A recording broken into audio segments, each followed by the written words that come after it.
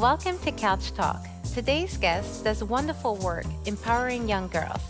And she makes me think of Gandhi's quote, "Be the change you wish to see in the world." I'm Saman Ehsan. I'm the Executive Director of Girls Action Foundation, and I'm passionate about working with girls and young women to make the world a better place.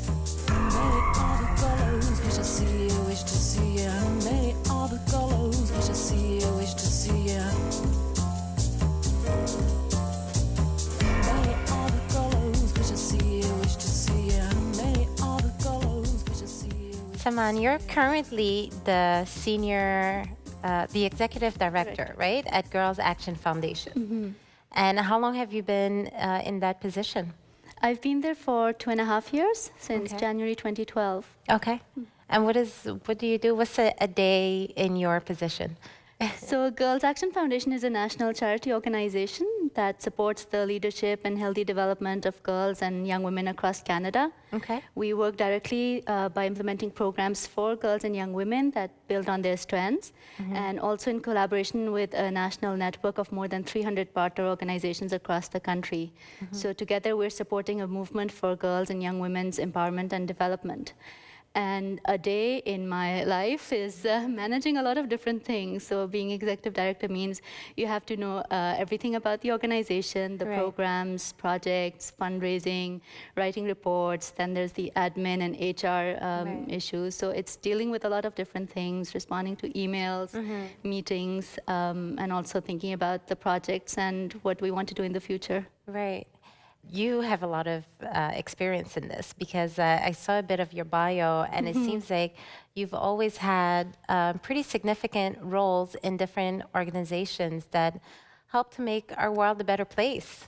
For sure. My first job was back in Pakistan, my home country, and it was similar kind of work. I was working on a project that supported the empowerment of girls in Pakistan, young girls belonging to marginalized communities.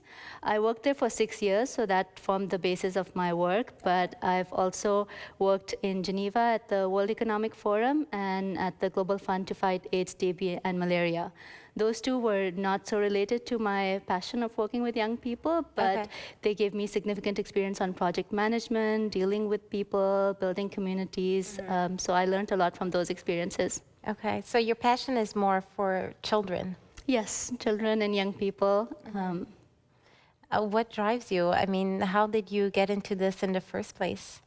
I think it's a series of events and quite a few people who got me to where I am. Growing up in Pakistan, I could see gender discrimination very overtly all around me, and I could see what impact it has on girls and how it reduces their potential and limits what they're able to do. So I saw that all around me while I was growing up, but at the same time, I had powerful role models in my family. Okay. My mother and grandmother were strong activists for women's rights. They got beaten up, tear gassed, went to jail protesting for women's rights and human rights. And they were also supported by the men in their family. So it wasn't just women, it was my father, my grandfather, who were full advocates for women's rights. Okay. So I was growing up in this environment where on the one hand, you see that there is gender discrimination, but in your family, you see that we will struggle to change the situation.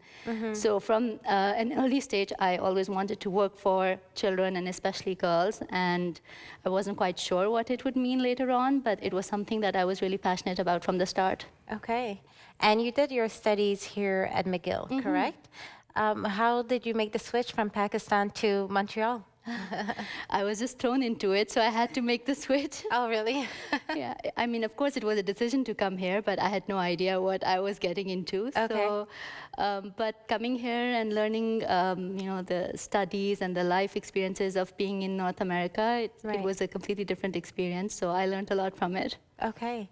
And what about these passions of yours for kids and children? How did you progress in that in Montreal? I mean, you didn't start with the Girls Action Foundation right away, did you? Well, it was my first full-time job after I moved back to Montreal. And I was, of course, looking for something with girls, working with girls and young women. But from outside, I think one gets the idea that Canada is very progressive and has made significant advances, and gender discrimination is not such a big problem. Right. And I know that's an opinion not just from outside, but even within Canada, we're often faced with why girls, why do we still need to work for and with girls. Right. They're going to school, they're getting their career, they're getting education, they're getting the right to vote, the right to speak out. So we don't really need to do anything about the situation.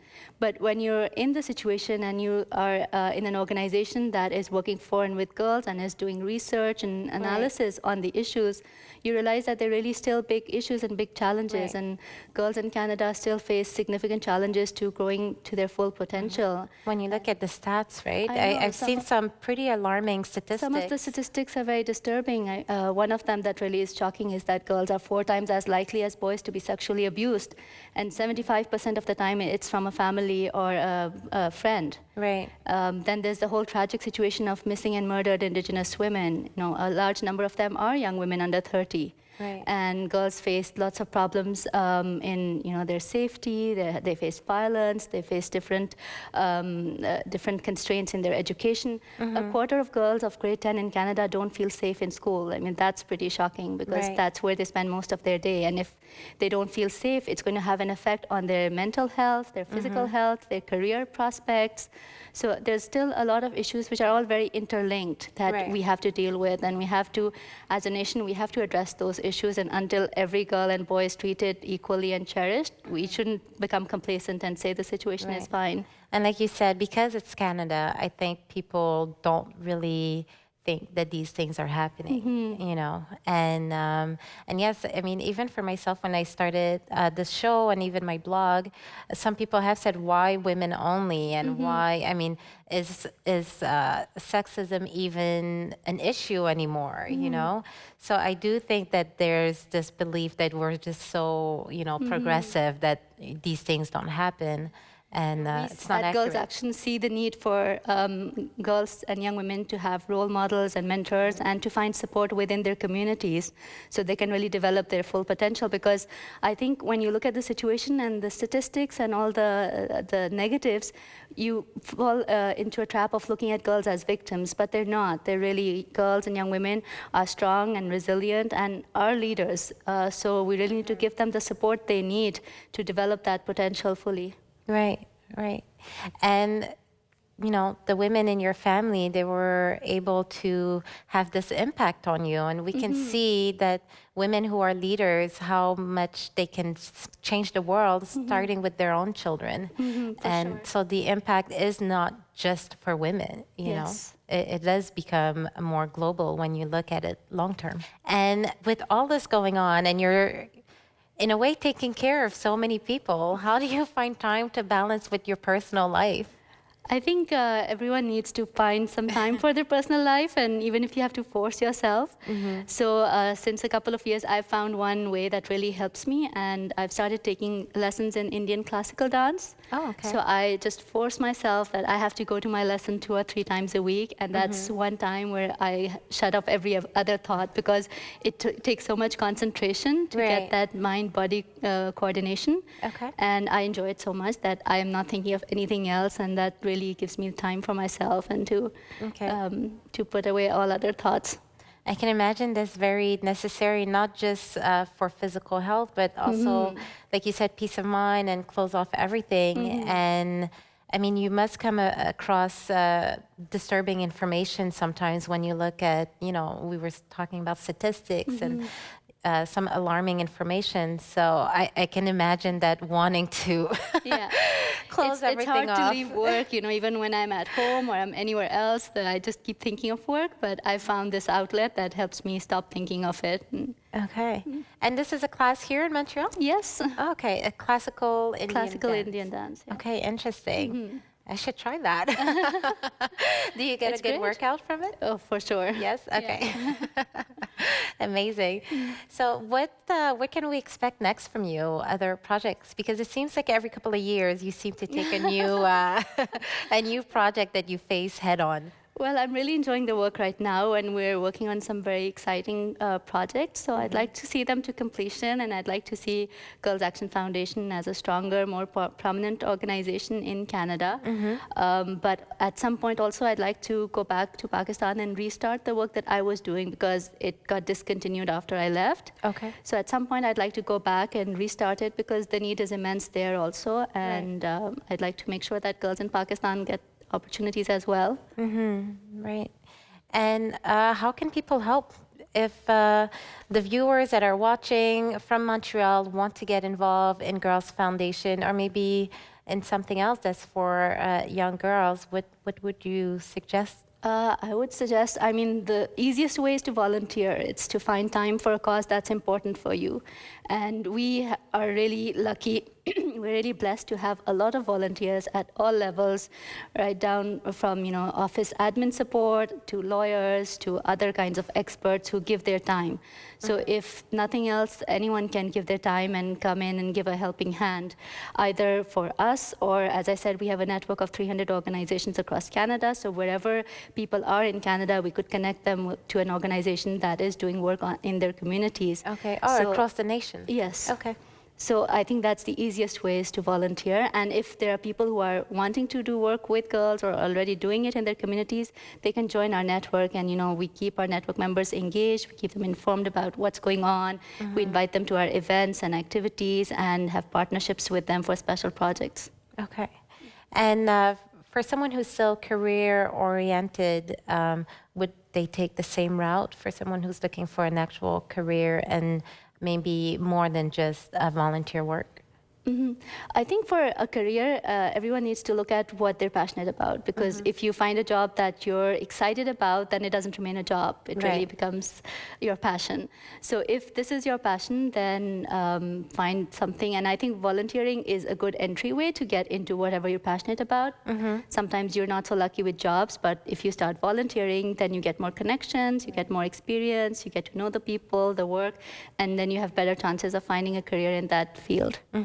Okay, yes, that makes sense. Your foot would be already in the door, correct? And we've had a few volunteers who've then become staff members. Oh, really? Okay. How long has the Girls Action Foundation been around? It started in 1995 as a summer camp for girls. So we're going to be celebrating our 20th birthday next year. Does it still have a summer camp?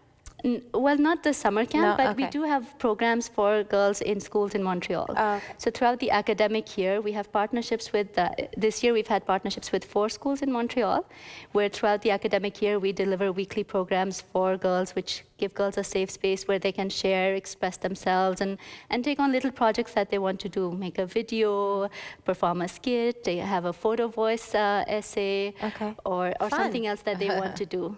Okay. So we do have those programs with girls directly in schools in Montreal. Okay.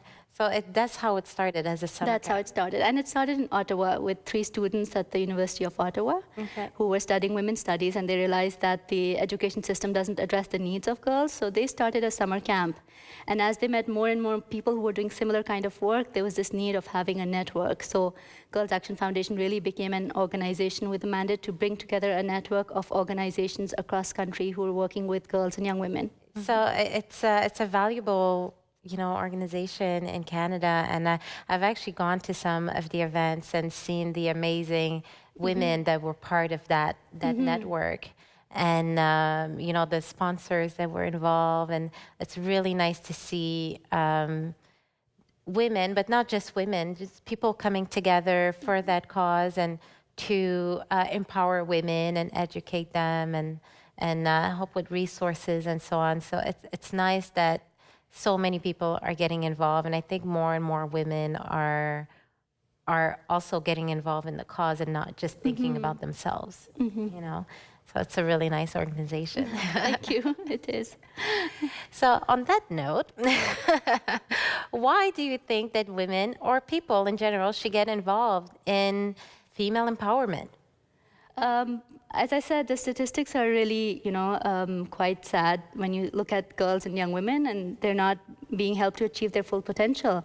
So if half of a nation or society is not reaching their full potential and is held back because of various constraints, such as, there's the big systemic barriers, such as poverty, being racialized, belonging to a rural community, or the colonization of indigenous peoples, there's huge systemic barriers, as well as individual barriers that girls and young women face. So if half of a nation faces barriers that restrict them from growing to their full potential, can you imagine what's kind of a setback that is for the nation? Right. And imagine if that half was given the full freedom to reach their potential, what we would be. I agree. The first thing that comes to mind right now is the salary discrepancies between Yes. men and women, especially in Quebec. And I only found this out a few years ago, and I was quite surprised that this was still happening. So there's a lot of work If you look left. at top leadership positions, there's so many more men than women. So young women don't find as many role models growing up. And a lot of girls are completing their education, but when they get into careers, they don't get the same kind of jobs or salaries that their male counterparts do. Well, Saman, you're definitely a role model, and I think a wonderful leader for young girls to look up to. And I hope that people get inspired by all the positive work you've done, not just in Canada. And it's amazing. I'm definitely feeling inspired. Do you want to volunteer? Yes, I would. I've actually contacted, you know what? I've contacted the Big Sister program. They told me they had enough women volunteers. And then I have That's a contacted. pity. I know. I thought it was the weirdest thing. I'm like, but I want to volunteer. And they said no. We always have a lot of volunteers, but there's always space for more. Okay, great. Yeah. The music to my ears. And definitely, I have spoken to, I think, one of your colleagues, Juniper, and about volunteering more time there and being involved. Because I do believe in the organization. I think it's very constructive and it's important, and it's a need that's unfortunately sometimes overlooked here. So continue with the positive work. Thank you so much for coming on Couch Talk today and talking about it. Thank you for having me here. My pleasure. And thank you to you guys for joining us on another episode of Couch Talk. And I hope you are feeling inspired to take part in your community and do some good. Thanks.